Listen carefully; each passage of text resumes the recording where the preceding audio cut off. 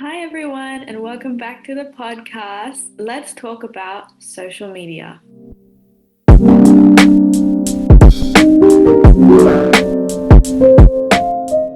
Okay, before this episode or video start, big content warning. There are a lot of heavy topics that we touch on in this episode, like mental health, suicide, just violence in general, self-harm. So if you don't want to hear about any of that, I suggest that you click off the video. But yeah, you have been warned. So, the Oxford Language Dictionary defines social media as websites and applications that enable users to create and share content or to participate in social networking. So, according to reports at Smart Insight, as of February 2019, there were 3.48 billion social media users, but they also indicate a 9% growth each year, and that growth is estimated to continue. 45% of the population uses social media, with the heaviest users being known as social media natives, which are people who are born with or who grew up with social media, aka us, and millennials. So reports in 2019 show that people between the ages of 8 to 11 years old spend an average of 13 and a half hours online weekly, numbers that we can almost definitely assume will have skyrocketed during the pandemic. 12 to 15-year-olds spend an average of 20 and a half hours online, and 69% of them use social media. And as of August 2019, YouTube, Facebook, and Twitter are among the top 4 most visited sites, with only Google surpassing them. The most popular social media sites were created or are owned now by Mark Zuckerberg. He has launched a universe called Meta to encompass all these networking sites in one, own them in one company, I guess. Meta is a vision for Zuckerberg to launch a company that encompasses means of socializing and networking around the world.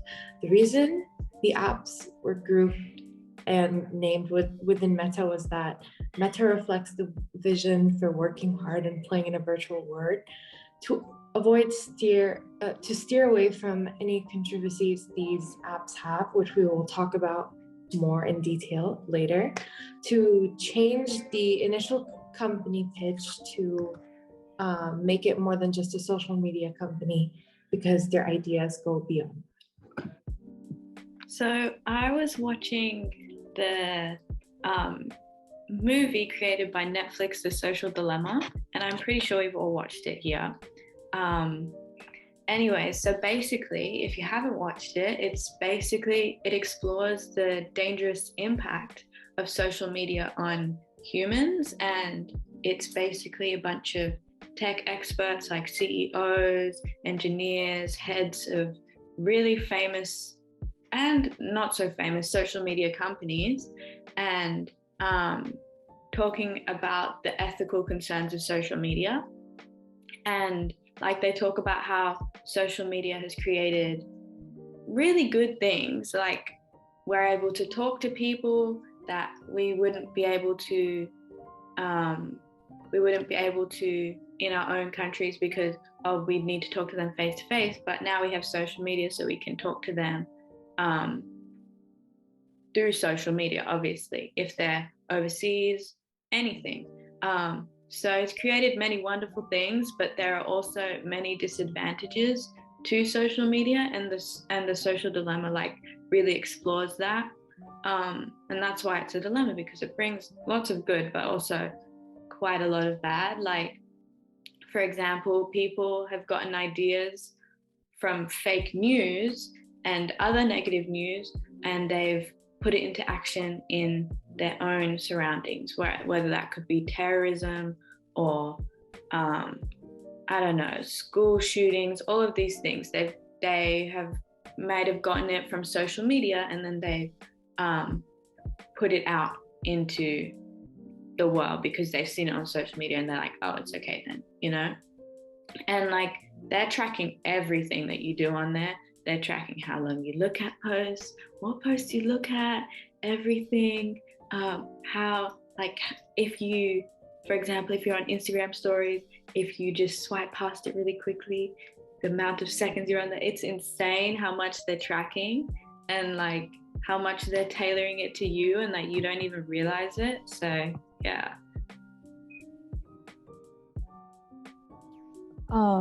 Some of the, along with some of the things that were explored in the social dilemma, was how these apps use like different colors and different lights and how they track our behavior to make social media more addicting for teenagers or for just people.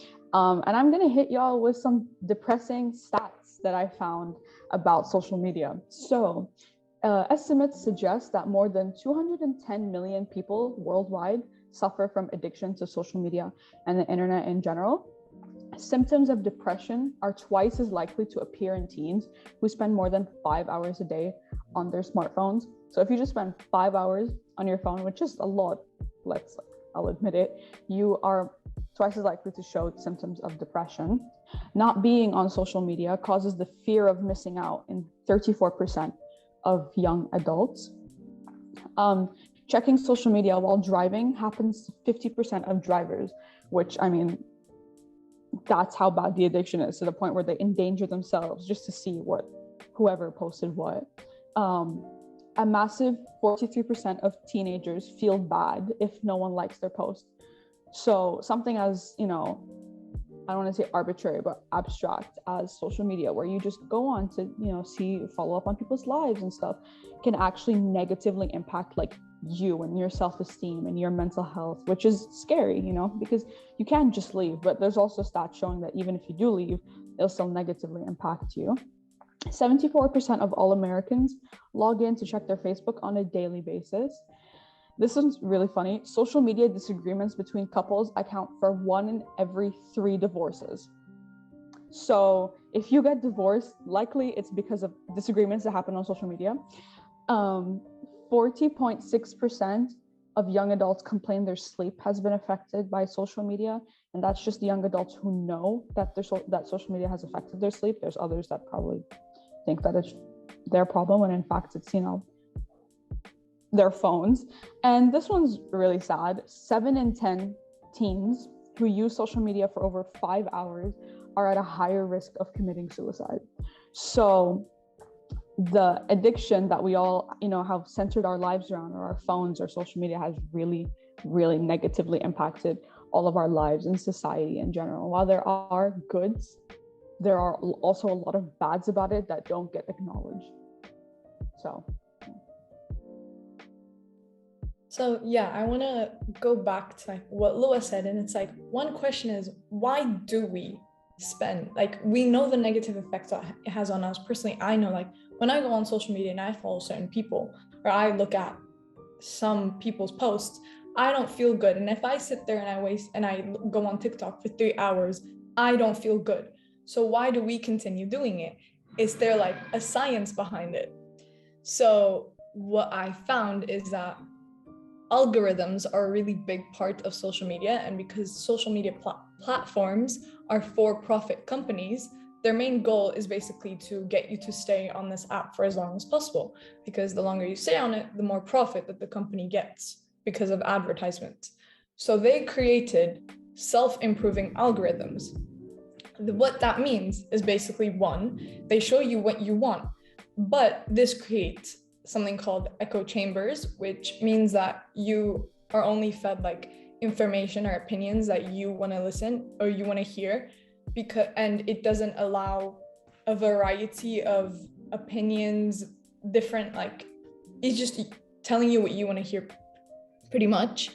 And then we're creating a generation of people who aren't that willing to communicate because they don't really have to. They can't critically think about both sides of an argument because they're constantly fed the same thing. Secondly, the divide only grows further when social media enables the belief that the other side is completely unrelatable, given the entirely separate social media spaces it allows you to occupy. So it divides you, and then you can't communicate about that division, which causes a whole bunch of issues in the world. C, it can influence politics and elections if you let it, and it can happen. And lastly, we're unable to have a blank slate. So once you've posted something on social media and you've created that persona of yourself, it's very difficult to start over, especially, let's say, people today know that if you go into jobs, they look at your social media, what you've posted, what kind of presence you have on those platforms. Exactly.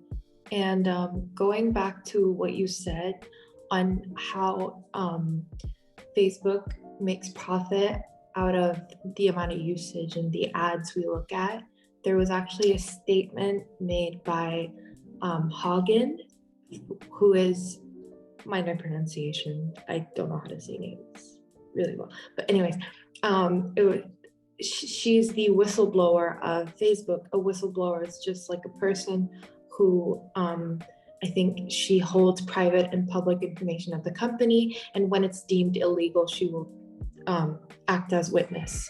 I think every popular company has that. So she made this statement. She said, the company's leadership knows how to make Facebook and Instagram safer, but won't make the necessary changes because they have put their astronomical profits before people. I think that quote says it all in terms of the priorities Mark Zuckerberg kind of envisions for people. But, and like, I think it makes us wonder, to what cost is social media really worth it? It's just, as Donna said, you look at Instagram, you look at these, like, not just models, the likes, the comments, experiencing FOMO, it all goes into the part of that. And the older generation kind of demean us for, crying about our phone or an app and making it seem as small, but in reality, it impacts our whole life because social media is everywhere. You cannot live without social media in this generation, where if you go to a restaurant, they're like, leave a review, share on Instagram, this, that. Like, it's just, if you want to be included in the world, you have to be included in social media. And that's why it's really hard to manage, because that's that. But yeah, that's all I wanted to say. Even though, just to look at Mark's side, he has made statements that said, he has made a statement against her and said, the argument that we deliberately push content that makes people angry for profit is deeply illogical, and I don't know any tech company that sets out to build products that make people angry or depressed. No one has the intention to put out a product that makes someone angry or depressed. It's just he needs to realize that there are consequences to what he creates. And I feel like that is what's being miscommunicated here, that you might put out something in the world and hope for something, but then it is a vast majority of people that it affects. So it will affect people differently. And majority wise, especially the younger generation, are getting deeply affected by it. So yeah, there were also claims made on non-consensual experimentation being used. Facebook uses, like, as Donna said, that, as Lua said, that Facebook uses our data to map out what's best for us, whereas it's not that hard to ask for consent in terms of, hey, would you like to take the survey, rather than me sending Lua a photo of a burger and McDonald's appearing on my feed, and I'm super creeped out by it. But I think, like, have you guys just gotten to a point where you just normalized it? You're like, oh, like, has it ever been be like, oh, it is what it is, like, the man behind the camera is watching me, okay, cool, like. So I think Noor raises a really good point about how how dependent we are on social media and how, like, we need it in our lives, which I think is a great segue as to how Facebook has monopolized social media. making us dependent on all of its platforms. So Facebook owns Instagram, Facebook Messenger, and WhatsApp. I mean, those are, I don't know about y'all, but main ones that I use, the main social media platforms that I use, and they're all owned by one company, Facebook, which obviously raises a lot of like questions because, you know, Noor also spoke about like, oh, they're in it for one thing, which is like profit, money. And so that is not only happening on Facebook, its primary platform, but also on Instagram and on WhatsApp. And I don't know if many people use Facebook Messenger, but also on that as well. This one senior research fellow in computational science at Oxford Internet Institute, that is a mouthful. Her name is Taha Yasri, and they said, I think it's a girl, but they said, one company owning 4 of the most popular social networking and communication apps at best can be described as a data monopoly. So not only do they control the platforms that we use, but they also have the data from every single platform that we use. So you might be a different person on Facebook than you are on WhatsApp, than you are on Instagram, but they have access to all of the data from every single platform, so they can do their best to, I guess, make money off of you, which is really scary. And no company should have that much access to your life and your information, your behavior. So yeah.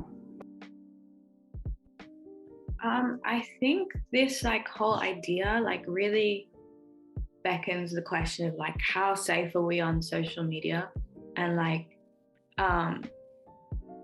they know everything about us. People can find things about us. They can hack into it. Like we saw, I don't remember, it was like in October or something when Instagram, well, basically the apps under Meta, the social media under Meta, they all blacked out and like somebody hacked into it and everything. So it's like, it's not, I wouldn't say it's easy to hack into these things, but like it can happen. And like, and it really questions like our safety. And I found a really good example of, well, not good, I guess, but like interesting example of like safety on social media and how it's like affected people. And that's the blue whale game, or blue whale challenge. So basically the blue whale game is when you get 50 tasks over 50 days. And so somebody with like an account is something related to a whale. Okay, they'll text you and they'll be like, do you want to play a game? And these are usually targeted at younger kids, not like younger kids, but like 13, 12, all of these ages, because they're easily manipulated because they're at that stage in their life. And it can also obviously be older kids, but it's mainly the younger ones. And so they're like, do you want to play a game? And like the beginning tasks will be like very simple, like wake up in the middle of the night or watch a scary movie.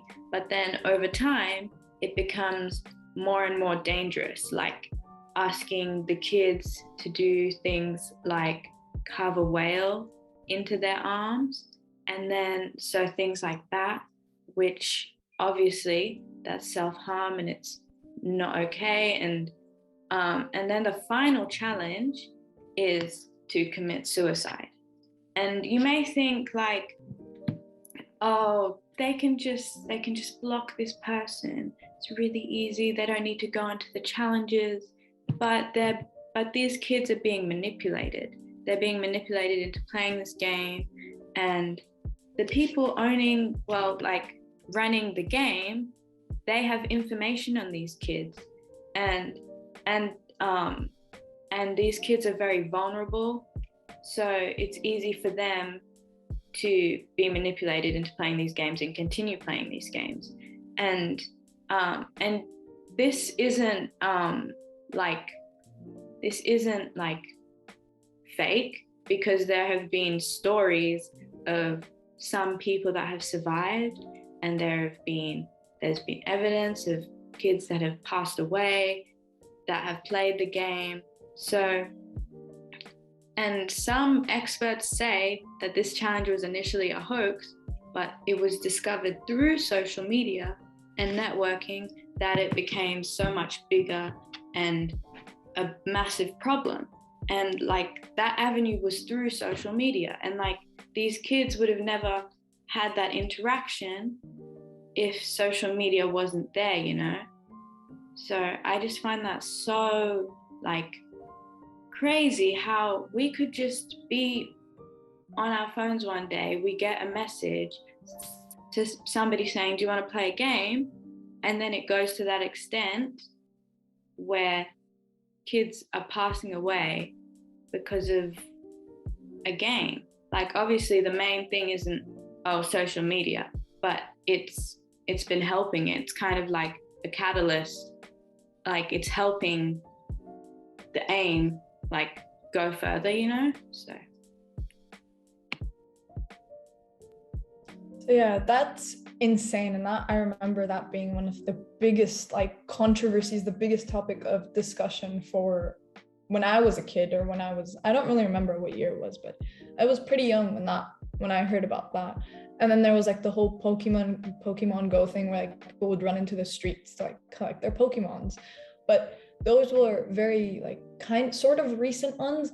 But I'm gonna try to speed run through some of these controversies because there are a lot. So let's go.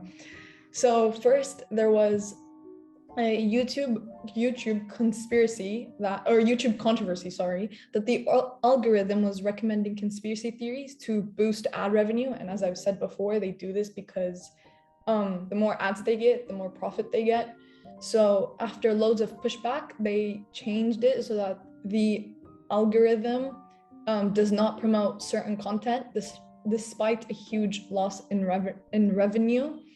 One of the newer controversies was that Facebook actually did research on Instagram and knew the impact that it had on kids, but they decided to do nothing about it. So general overview is that some of the research found things like 32% of teen girls said that when they feel bad about their bodies, Instagram makes them feel worse about it. Among teens who reported suicidal thoughts, 13% of them were British users and 6% were American users. And they traced this back to they traced the desire to kill themselves to Instagram. In a mental health deep dive, marketing and product design executives and data scientists at Facebook concluded that some of the problems, such as social comparison, were specific to Instagram and were not replicated by any other platforms. And this is because Instagram focuses heavily on body and lifestyle and everything to do with like Photoshop and Facetune, but then we don't get to see that and we're not told that that's the reality of it.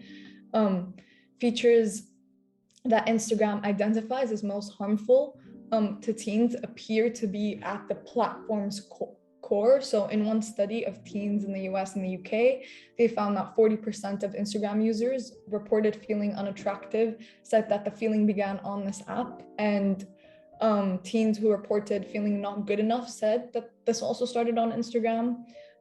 Many also said that the app determined their confidence and the strength of their friendships.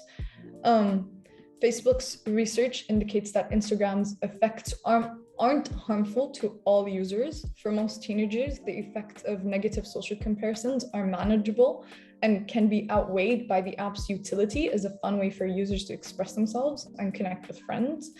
But according to research by Pew Internet on teens in the US, 81% of teens said that social media makes them feel more connected to their friends, while 26% reported social media makes them feel worse about their lives. Some more statistics, while some scholars suggest that screen media are a primary cause of recent rise in teen suicide, others argue that the evidence is mixed and insufficient, with sizes too small to illuminate clear relationships to mental health. Other studies suggest that screen time use, at least in some contexts, may have association with positive mental health. Current estimates from the CDC in 2020 suggest that both overall suicide rates and raw suicide rates are much more among lower tech adopting middle-aged adults than they are for teens. The greatest annual increase has been in middle-aged men and lowest has been in teen girls. So for example, Eurostat highlighted an overall decrease in suicide rates between 2011 and 2017 for adults between 50 and 54 and adolescents between 15 and 19. So there's very contradicting research, and it's like, we don't really know which one to believe. Final two controversies are, one, there was a controversy about the Twitter tick mark and how Twitter has been accused of endorsing white supremacists by giving them the blue tick. And they say it's to help identify people whose identities can be, Twitter says that it helps identify people whose identities have been stolen. But if Twitter's design was ethical in nature, maybe they shouldn't have chosen a check mark to symbolize authenticity, which usually means correctness or approval. And another thing about Twitter is that Twitter's civic integrity policy says that violations include the sharing of misinformation about election procedures or outcomes, and tweeting out fake election results or saying that they were postponed when they weren't. Until recently, Twitter had a policy where they couldn't remove content from political readers, but after the Capitol attack, they revised it. Now they're removing tweets from any user who consistently violates this policy despite their status. Yeah, so as Donna said, like, it's crazy to believe that an app has so much impact on the politics, like it has a really big political impact. And there was the time of the 2016 election, there was a statement made that Trump posted this tweet saying, not the 2016 election, sorry, the 2020 elections. Yes, there was a tweet saying, when the looting starts, the shooting starts. Zuckerberg says that he will not remove it because, as Donna said, that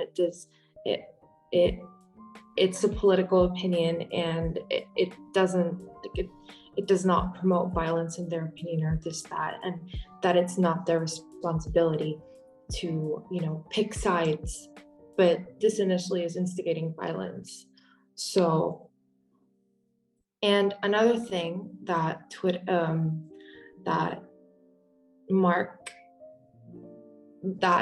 it basically goes on how much responsibility Mark truly has, and how one of Mark's advisors said, Mark has built an organization that is very metrics driven. It is intended to be flat. There is no unilateral responsibility. The metrics make the decision. Unfortunately, that itself is a decision. And in the end, if he is the CEO and the chairman of Facebook, he is responsible for those decisions. So it's a very contradictory claim to make, because at first he said that Facebook is driven by metrics and metrics decides that, but then he also says that he is responsible for the decisions metrics make. But Mark Zuckerberg has constantly denied that and constantly hid behind his algorithm to support the claims, to defy the claims against him. And I wanted to go back to what Lua said as well, on how every individual holds a certain degree of responsibility for the products they've made. So this is steering away from it a bit, but in the medical field, when you're treating a patient, right, you have, for example, it's a trauma patient. You have so many doctors on that trauma patient. The main trauma surgeon will leave it to the nurses to complete the work, right? But then any error that goes within that surgery always traces back to the trauma surgeon, and he gets a lawsuit, blah, blah, blah, to find, I identified it for that person for causing harm to that person. Now, Mark Zuckerberg, on the other hand, he brought Facebook to the world, but he not only brought Facebook, he brought the Blue Whale game, Momo, I think, as well. Momo's like the scary, creepy character that popped up on kids' what do you call it? YouTube videos. They would disguise them as Peppa Pig, the cute pig everyone knows about, and then this character would pop up and traumatize the kids. But yeah. Okay, so I think an interesting way that we can end this off is a question that has risen, which is, can users demand more ethical social media? One where users are not treated as resources between competing social media companies all fighting for your attention. Is it possible for the end user to dictate how they want social media to affect them?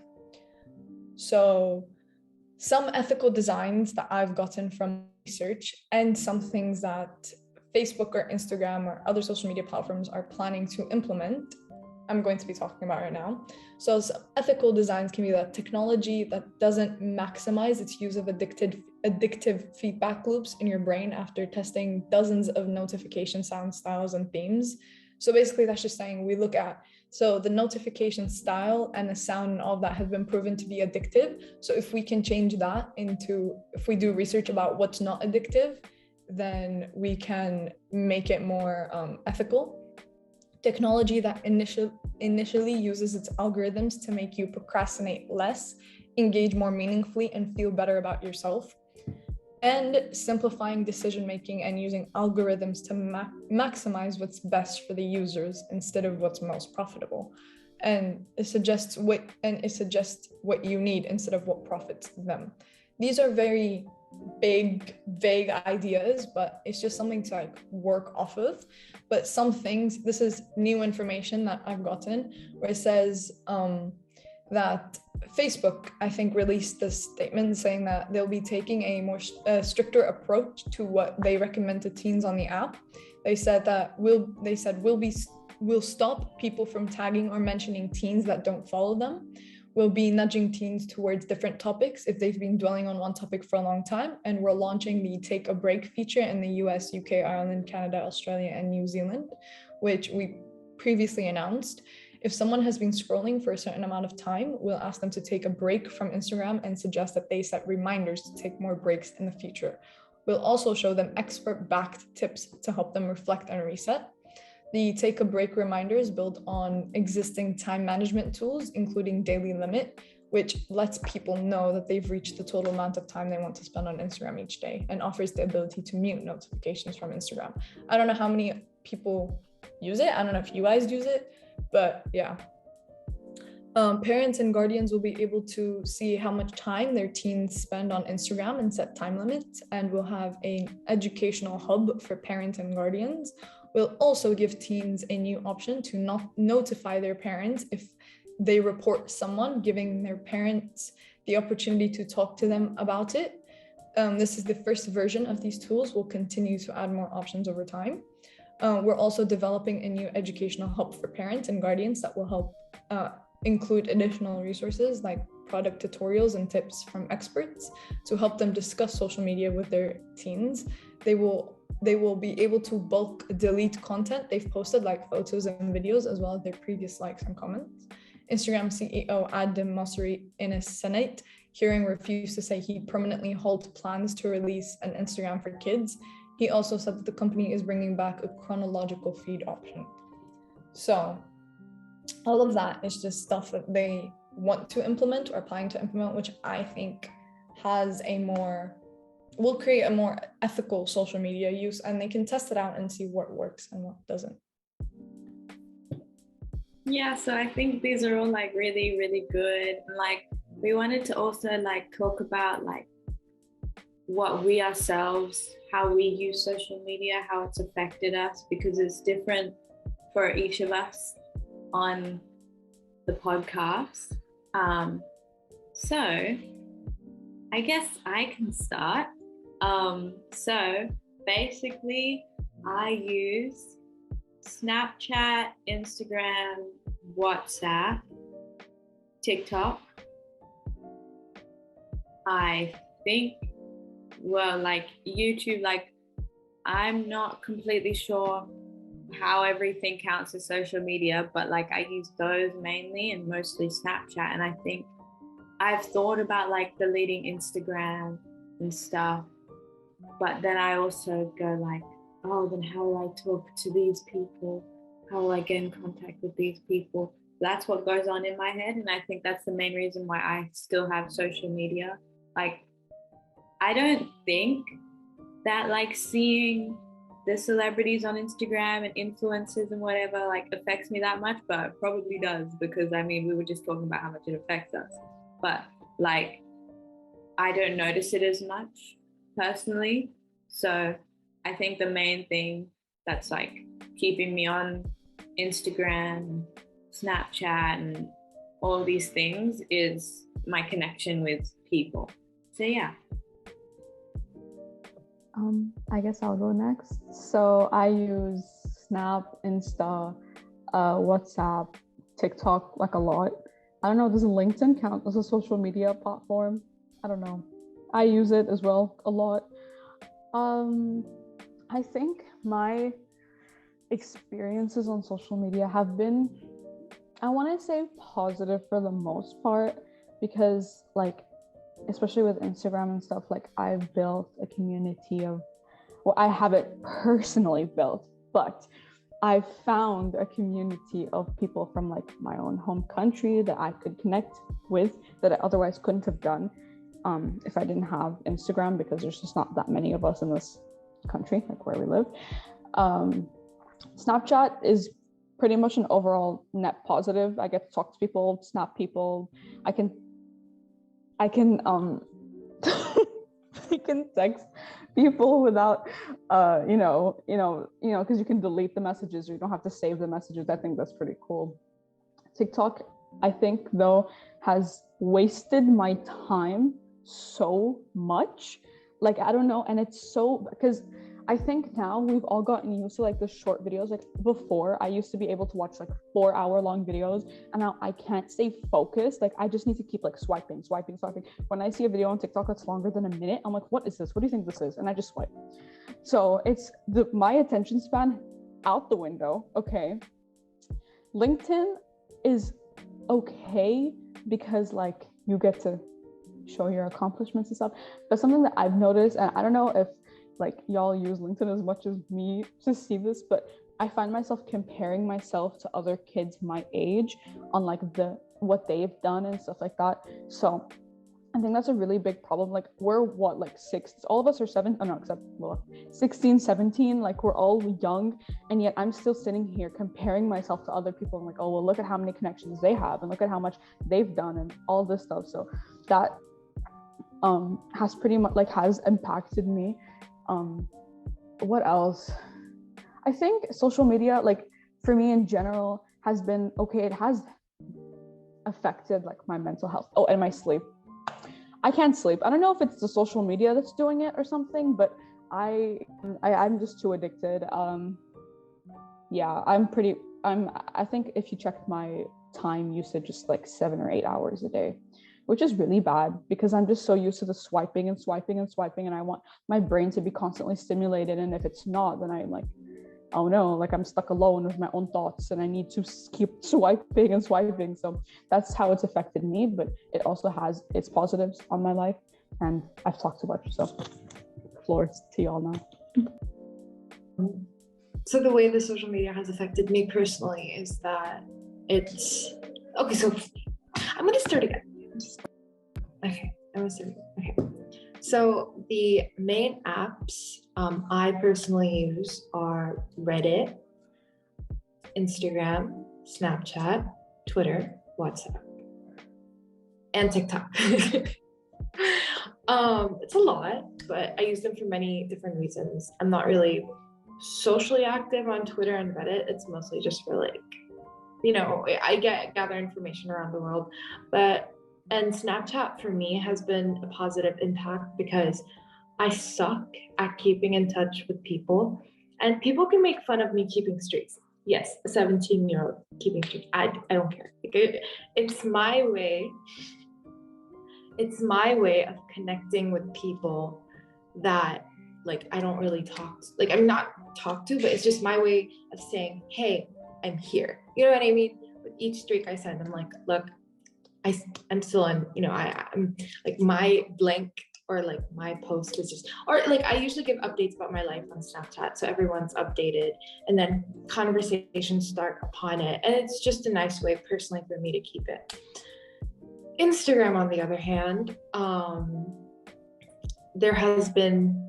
it's been a mixed experience. You have memes that keep you enlightened, this, that, and that, but then I feel like personally for me, it's not that I've been bullied, but there's just been a lot of ways negativity can reach out to you, whether it may be post, whether it may be I don't know how to explain it, but yeah, it's just Instagram. I think it's very free and open to share whatever you want to share and the content, and I feel like sometimes when I look at something, I'm like, this should not be posted. Like, this is not. Same thing with TikTok. Like, whenever you look at something and you're like, oh, are we allowed to post this? Like, is this a thing? You know what I mean? Like, okay. But yeah, just social media in general has been, and as Dua said, yes, it has impacted my sleep. I cannot watch a YouTube video fully without skipping to the timestamps,